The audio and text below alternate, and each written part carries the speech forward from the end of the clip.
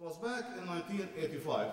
I was on a trip coming back from Palestine via Europe. Made a stop in Amsterdam. I was quite a young man then, and I had a good time in Amsterdam. I flew to Chicago,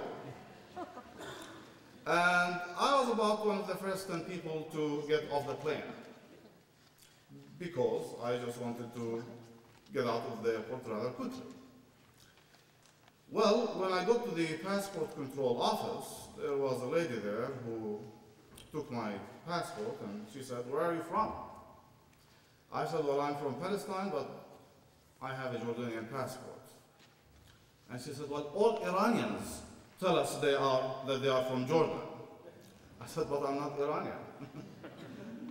She said, "When is your birthday?" I said, "It's right there on the passport."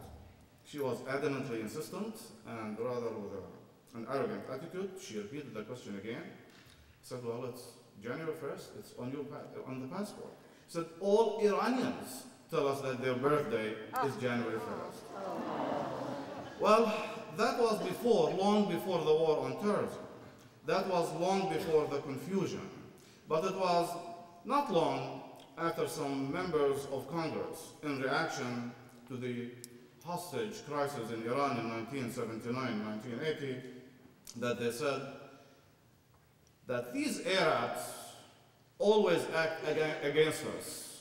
They always take our citizens as hostage. They always target us. When I read these things, when I heard such things, it certainly dawned on me that there is so much confusion. There is so much lack of information. Well, the last quarter of the 20th century certainly witnessed a revival of religious fervor in general, and perhaps of the Islamic religion in particular, in many parts of the world, but primarily in the Middle East.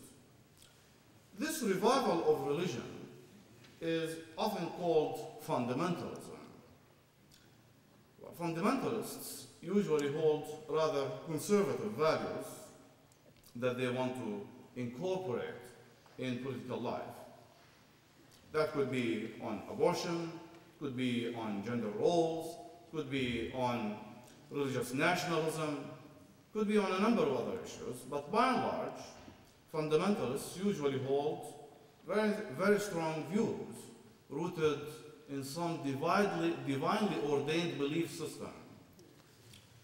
Such groups of fundamentalists normally cross the borders of states. That is, they don't tend to be state-oriented, although they might try to seek the support of the state if they manage to do so.